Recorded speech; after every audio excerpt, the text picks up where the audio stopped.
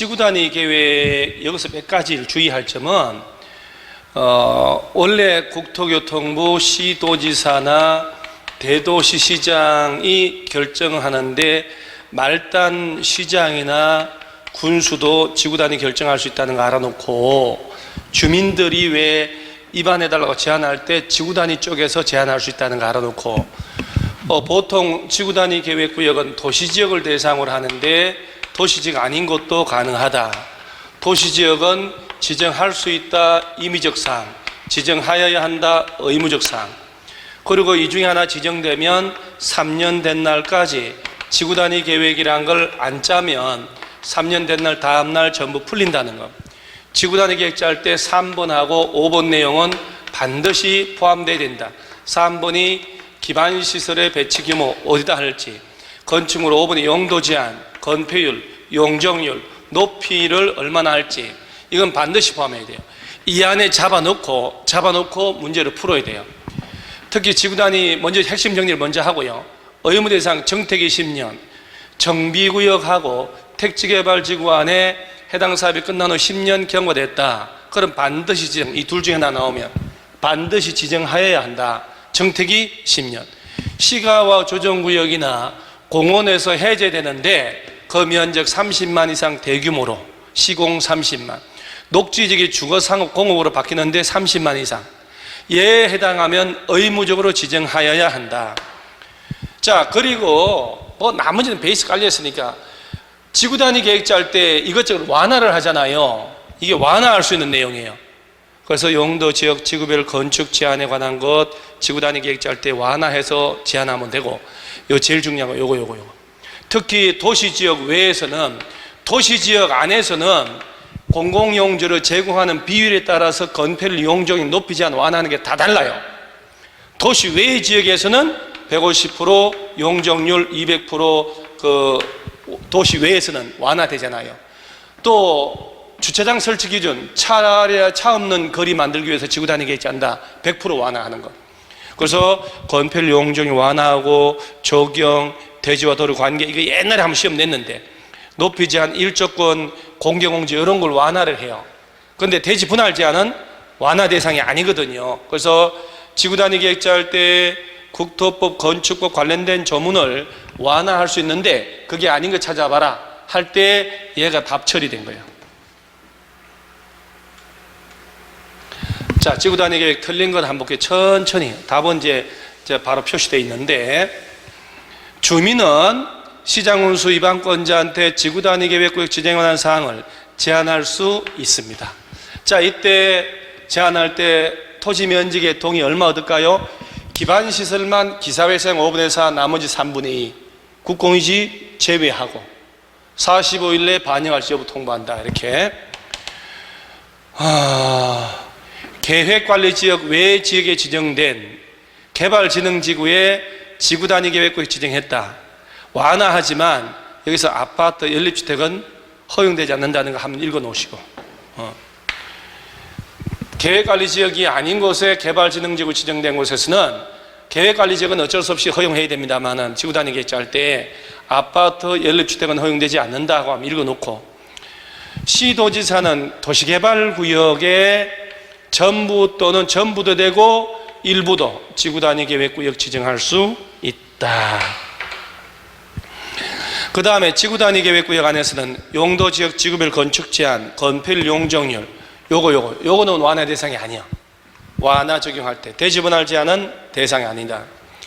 택지개발지구에서 시행되는 사업이 끝난 후 10년 지난 지역으로 관련 법에 따라 이용 건축에 관한 계획 수립되지 않은 지역은 지구단위 계획구역 지정, 정택이 택지개발 사업 끝난 후 10년 지난 지역은 지구단위 계획구역으로 지정하여야 한다. 이렇게.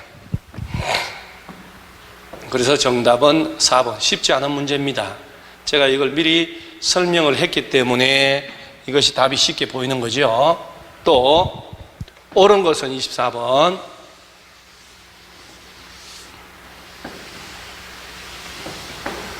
자, 1번은 왜 틀렸냐? 공원에서 해제될 때 지구단위 계획구역을 지정해야 된다. 시가화 조정구역이나 공원에 이거 일부러 이렇게 헷갈리라고 주는 거예요.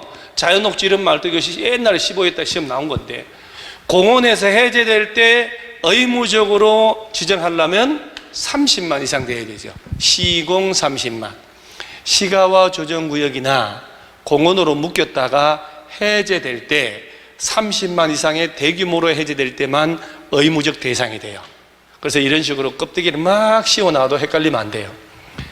개발 제한 구역에서 해제되는 구역 중에 계획적 개발 관리가 필요한 지역의 전부나 일부를 지구단위 지정해야 한다.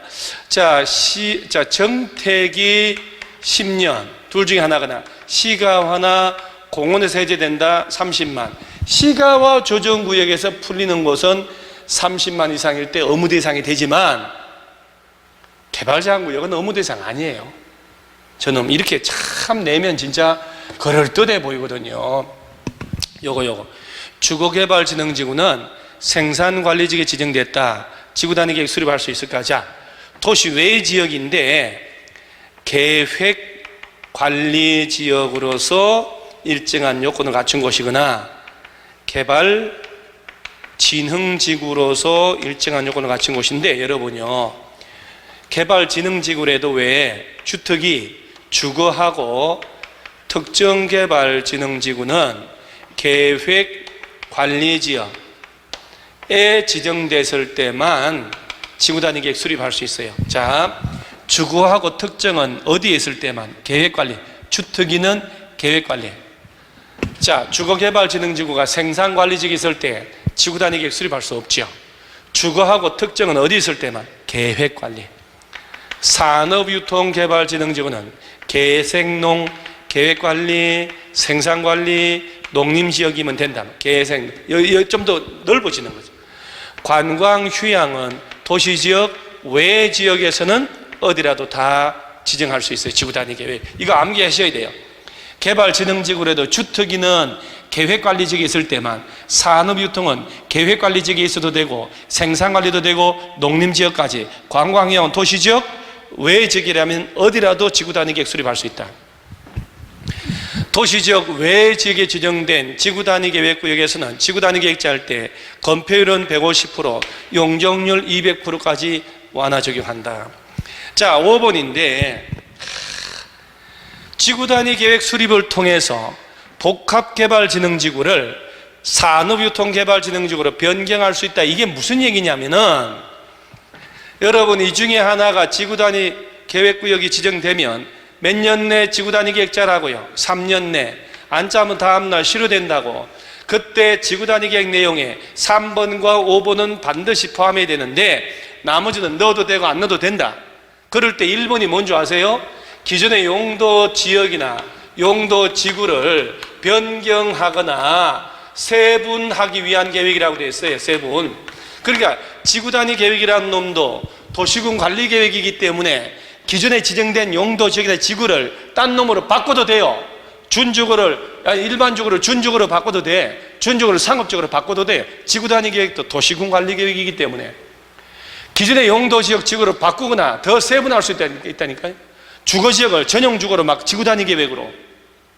따라서 지구단위 계획 수립을 통해서 복합개발진흥지구를 산업유통개발진흥지구로 변경할 수 있습니다. 용도 지역이나 지구를 딴 걸로 변경할 수도 있고 더 세분할 수도 있다니. 세분할 수 있다. 그래서 5번 지문이 맞는 지문이, 버릴 지문이 하나도 없다는 거.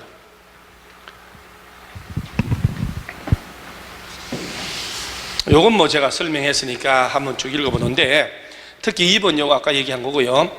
개발진흥지구가 계획관리지역의 개발진흥지구 제외한 개발진흥지구가 지정된 지구단위 계획에 대해서는 아파트 연립주택은 못 지어요. 아파트 연립주택은 계획관리지역이 아닌 도시 외 지역에 개발진흥지구 지정했다 못 짓게 해요. 계획관리지역만 허용하게 해요. 이거 한번 읽어놓고, 뭐 자주 나오는 건 아닌데 그래도 한번 읽어놔야 된다.